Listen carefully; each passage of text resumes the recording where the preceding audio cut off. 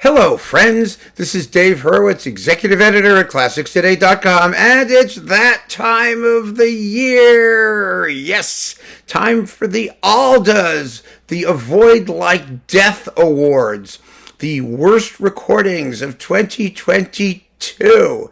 And of course, actually, this year was very interesting because we got 8 of them. There are 8 in groups of 2, each of which deserves one of those amazing scarves that we use to describe things that really suck beyond belief. Oh, God, this is fun. I mean, really, it makes being a critic so worthwhile. It really does. So we begin. I mean, let's just get to it, right? I mean, there was so much bad stuff to choose from. But these are the 8 real bow wows. Unbelievably terrible. We begin with the white scarf of Irredeemable Chutzpah. Absolutely, because, oh my God, these are bad. You ready? And actually, they worked very well by composers. I mean, we're able to do it sort of in groups. Not always, but for the most part. So the white scarf of Irredeemable Chutzpah go to 2 Sibelius recordings. The first will be the Sibelius Symphonies with Klaus Mäkelä. Oh yeah, on Decca. His dreadful complete Sibelius cycle. Boy, what a mess that was. And so many people witlessly raved about it. Then, of course, they handed him the Concertgebouw and every other orchestra in the world because he's the latest hot thing. And, oh, he's so not ready. And was so not ready to do a Sibelius cycle. And talk about Irredeemable Chutzpah.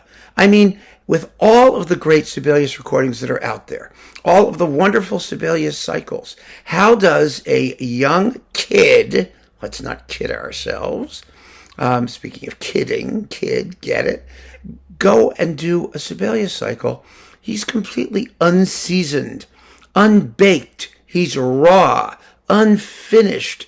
He needs to think about the music for a few dozen years, and then let him do a Sibelius cycle, or do one symphony that he feels really strongly about, and then gradually add to it. I mean, the way that the industry works, the way that these people think, it's so screwed up. But of course, it doesn't make any difference, because critics, my confreres, the witless morons who have, the ability to blather online, on video, they just promote their stuff. I don't know if they do serious comparative listening. I don't know if they care. All I know is that they're out of their bleeping minds if they think that this is a great Sibelius cycle. And the reviews were mind-numbingly depressing, almost as depressing as the performances. Okay, next, right? This one was even easier. Symphony number 5 on the Munich Philharmonic's own label with Celibidache. Oh my God, is it horrible. It is slow. It is dreary. It is badly played. It is ill-balanced. It is a monument to chutzpah or hubris or whatever you want to call it. And, he did do the Sibelius 5 a couple times. There was an earlier one, there's a couple on YouTube, where the tempi are sort of normal, even if the performance is nothing special. One of the things that makes me crazy about cult conductors is they'll do a performance that's absolutely dreadful, like this one. And then what will happen is that their proponents and fawning admirers will get up there and say, okay, yes, that performance was a despicable abomination, but 20 years earlier he did one that's not bad. Well, who gives a damn if it's not bad? There are hundreds of great ones out there by anybody else. Why would you spend the time weeding through live performances or grotty air checks to find a performance by one guy that's just not bad? I mean, life is too short for these things. And it's certainly too short for Celibidache's Sibelius. Blah. Okay, so there's the white scarf of Irredeemable Chutzpah for those 2. Off it comes. Next, what do we get? Oh, yes, the Scarlet Scarf of Shame. And here it is. the Scarlet Scarf of Shame. Now, the Scarlet Scarf of Shame both go to recordings by Schubert. One of them is quite recent, so you know what it is. It's Symphonies 8 and 9 with René Jacob on Harmonia of Mundi. One of the most grotesque, completely comatose, brain-dead, insanely, ridiculously tasteless, vulgar, appalling abortion of a Schubert record ever. Oh, God, it was bad. It was bad from the first note. Everything about it is bad. Every choice Jacob does is just atrocious. It's so anti-musical. And the slow movement of the unfinished. Oh, my God. It's like Allegro Vivace. Remember?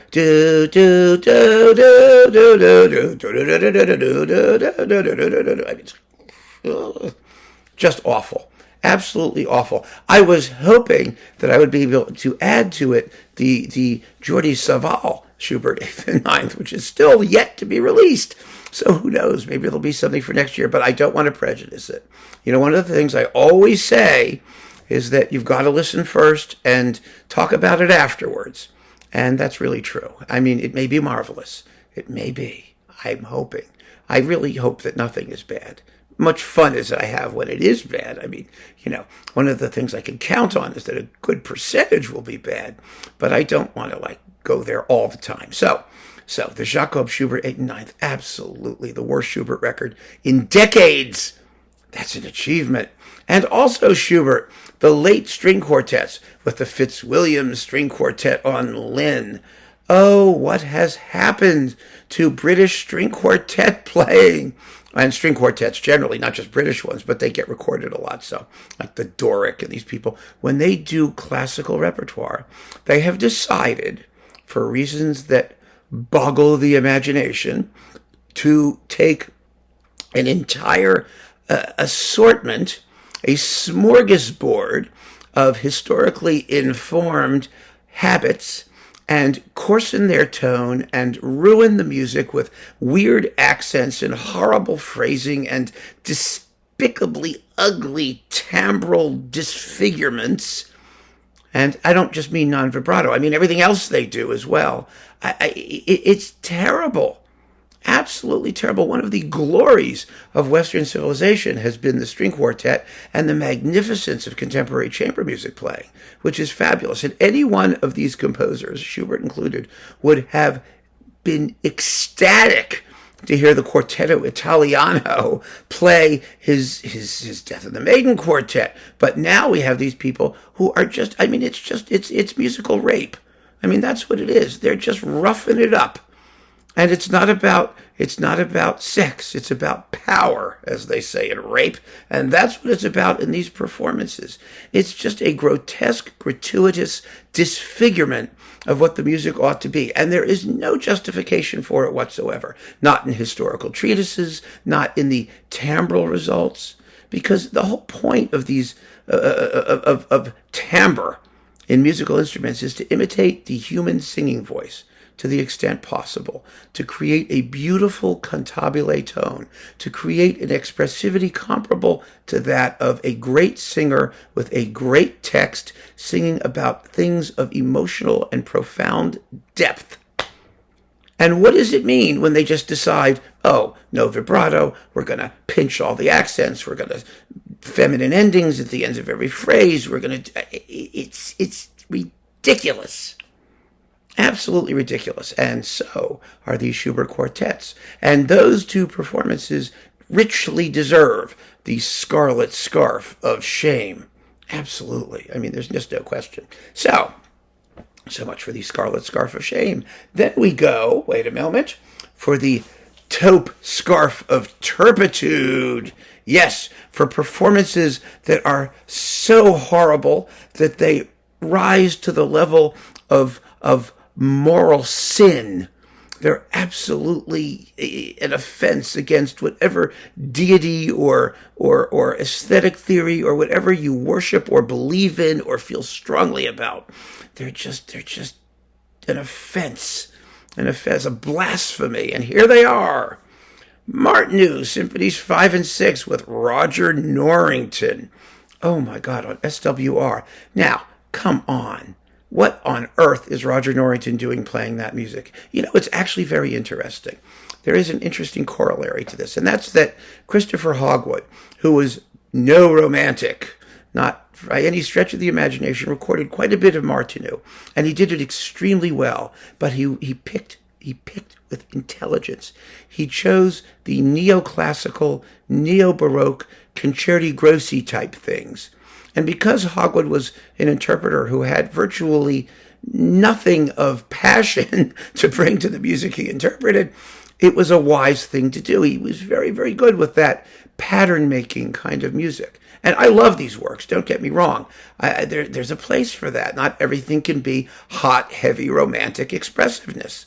It doesn't need to be. You don't want it to be. You want variety and choice, and the music is expressive in its own way. But it fit Hogwood's interpretive personality, his nature, and he was very, very wise to do it, and he did it quite well. So there's that. Then, unfortunately, we have Roger Norrington, who applies a similar lack of romantic feeling and passion and vision and intensity and expressivity and whatever you want to call it. He applies it to music that demands that, that's romantic, that's beautiful. And Martinu's symphonies are from the romantic side of his personality. He wrote them after he got to the United States when big orchestras wanted big, splashy orchestral works. And while they're obviously, his personality, his aesthetic and whatnot, they are more lyrical, more emotionally intense, except for the double concerto, of course, for two-string orchestras, piano and timpani on the side. And they require that kind of investment. But what does Norrington do? Well, Norrington's just clueless. I mean, let's face it. I mean, it doesn't make any difference what he does. It's going to be mostly ridiculous. There are exceptions. There are always exceptions. And I love it. I love it when you folks say, well, yes, he did this. There were exceptions. Okay. So some guy conducts 10,000 pieces and 2 of them come out well. Obviously, it's going to happen. It's like the old line that, a chimpanzee, put a chimpanzee in front of a keyboard, and eventually, if he's hitting things at random, he'll plonk out a Beethoven sonata. Well, that's Roger Norrington.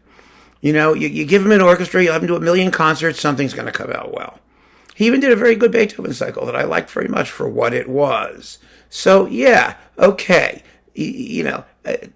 Anybody can do something well once or twice or 5 times if you do enough things. But to do this music that he has no feeling for, no seeming interest in, no ability to project in any positive and meaningful way, no. It's a total bow wow, and it deserves the taupe scarf of turpitude. Oh, richly. Next, oh yeah, equally turpitudinous, was the Mahler Fourth with Francois Xavier Roth. Oh my God, on Harmonia Mundi, what is he thinking? Mahler on period instruments. Well, there we go. It's such a mistake. It's so meaningless because there isn't anything that those instruments did when Mahler wrote the symphony around 1900, let's not forget, that they don't do better today. And didn't do better by 1950 or 1960 or 1940-something when Bruno Walter recorded it. Do you honestly think that there was enough difference in technique and instrument manufacture in that few decades to make a worthy of a performance of something or other? No! And the crazy thing about Roth is that when he gets to the Adagio, which is exactly where you need a rich, beautiful string sound, that's precisely where he lets the whole thing down. Because, as I've said 1,000,000 times, these period instrument muckety-mucks can only justify what they do by making it sound different. So they make it sound different and call it authenticity, even when what they're doing is completely contrary to what we know performers really did back in the day. And this is a case in point. It is a despicable act of musical desecration. It's horrifying. It's the Babylonians stealing the sacred vessels from the temple that was in Jerusalem, as William Walton would have said it. Yeah, it's just awful, awful, shameful, terrible, terrible things to do. Okay, so that's the taupe scarf of Turpitude for this season. Finally, last but not least, we have a double header. Usually this is only a single header, but since we have the same conductor, we get it twice. It is the black scarf of lingering stench, something the odor of which will never be effaced from our oral imagination and olfactory senses as well, because these performances just stink. They stink. They reek. Holy mackerel, they're just dreadful. First, they're both by Simon Rattle. I know, he just did a terrific Mahler Ninth. Maybe with Bavaria Radio, things will be different. But he's true to form in most of his other stuff, especially with the LSO. First, Bruckner, Symphony No. 4, in new versions, with multiple versions of new versions, and 2 discs of new versions, and other versions, and those versions, and this version, and all these versions. Yes, and the endless Bruckner 4 parade, the cavalcade of Bruckner 4 continues. The disgusting, stench-filled cavalcade of boring Bruckner. Oh, this performance was horrible. It doesn't matter what edition he's using. He snoozes through it, and so does the orchestra. And you can tell this was just a reading rehearsal. There isn't a single committed, intensely passionate, expressive note anywhere in those performances. They're just wretched. They only exist in some sort of weird, planetoid alternate Brucknerian universe. They were just ghastly, absolutely ghastly. So, absolutely the worst. But I was preparing this talk. I was going to stop at Bruckner, and then along came Rattle doing Stravinsky's early ballets, the Firebird, Petrushka, the Rite of Spring, works that he should do well, works that he did rather well before in Birmingham. They weren't bad. I mean, they weren't that interesting, but they weren't bad. And he grew up with this stuff. I mean, one of his earliest ever recordings, I think, was L'Histoire du Soldat, or it was some Stravinsky chamber things, the octet and whatnot. It was on Chandos, believe it or not. He grew up with this music and should have a feeling for it. And here they are, just dull as ditch water. My goodness. No accents, no intensity, no rhythm. Oh, God, it was horrible. I mean, the Firebird was probably the worst. Petrushka, well, not quite so. The Rite of Spring, oof. And I know that, a lot of you listened to it after I trashed it before, and you said, yes, there is nothing there. It's as if Stravinsky was in a coma. I mean, they are completely embarrassingly bad, and definitely deserving of the black scarf of lingering stench. So, shall we summarize the joy? Let's get all of this stuff together. It doesn't matter what order it's in, just so that we have our complete collection of ALDA award designees. First, the white scarf of Irredeemable Chutzpah, Sibelius Symphonies with Mäkelä, and the 5th with Celibidache, the scarlet scarf of shame, Schubert 8 and 9 with Jacob, and the late string quartets with the Fitzwilliam, and the taupe scarf of Turpitude. Well, Martinu 5 and 6 with Norrington. You wished that his retirement meant something, don't you? And then Mahler 4 with Roth. Oh, God. Finally, the black scarf of lingering stench. I can't even think about it without that happening. It goes to Simon Rattle. Good for him. What can I tell you? The ALDAs avoid like death awards, recordings to never sample, to stay away from, to flee, to walk on the other side of the street, to hide the eyes of your children and their ears as well, and yours. Keep on listening always, but to other things. other things. Please, I'm doing my best to save you from the impulse of just enjoying these trashy pieces of musical refuse. Well, I mean, they're just fun. Who am I kidding? We're having a great time, aren't we? So, what the hell? Go ahead, listen to them. See how awful they are. Normally I would edit this out, but I just think it's so appropriate to what we're doing. Happy holidays. I'll see you next year for the worst of 2023. Take care.